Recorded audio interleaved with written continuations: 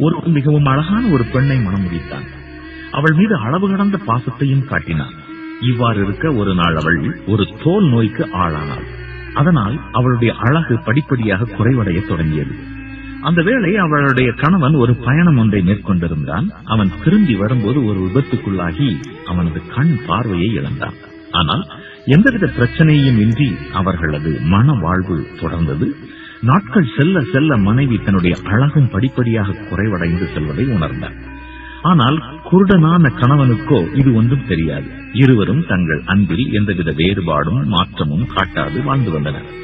அவன் அவளை அதிகமாக நேசித்தான்.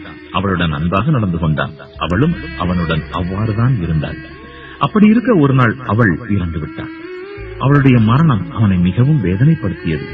தன்னுடைய அன்பு மனைவியினுடைய இறுதி சடங்குகளை எல்லாம் நிறைவேற்றி அவளை அடக்கம் செய்த பின்பு அவன் தனி மனிதனாக அந்த இடத்தை விட்டு வீட்டிற்கு திரும்பினான். அவன் திரும்பி வரும்போது அவனுக்கு பின்னால் இருந்து ஒரு மனிதர் அவனை அழைத்து, எவ்வாறு நீ தனியே நடந்து செல்கிறாய்?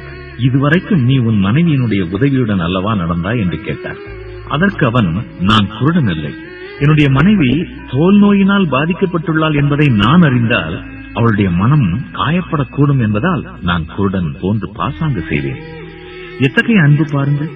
பிறரின் குறைகள் நம்முடைய கண்களுக்கு தெரிந்தால் அவர்கள் மனம் புண்படாமல் இருப்பதற்காக அது தெரியாதது போல நாம் இருக்க வேண்டும். அடுத்தவர்களின் சந்தோஷம் முக்கியம், அவர்களின் மன நிம்மதி முக்கியம். இதுதான் தன்னை போல பிறனை நேசி என்கிற தத்துவத்தினுடைய வெளிப்பாடு. இப்படிப்பட்ட மனநிலை நமக்கு இருக்கின்றதா? சிந்தித்துப்பார்.